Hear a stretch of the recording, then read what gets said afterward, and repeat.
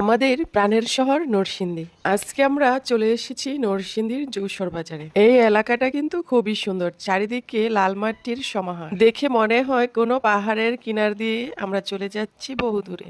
আসসালামু আলাইকুম, সবাই কেমন আছো?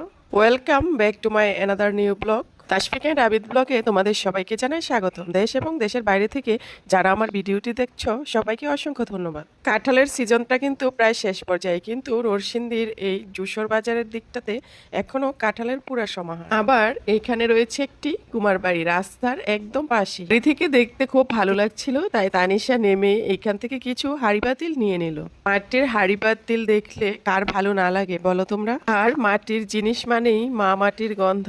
সবসময় মাটির জিনিস কিনেছি, কিন্তু এইরকম কুমার বাড়ির থেকে এসে মাটির জিনিস কেনার অভিজ্ঞতাটা কিন্তু আজকেই প্রথম। এখন তো বৃষ্টির সিজন, সেই জন্য নাকি মাটির হাঁড়ি পাতিল বানানোর কাজটা আপাতত বন্ধ রয়েছে।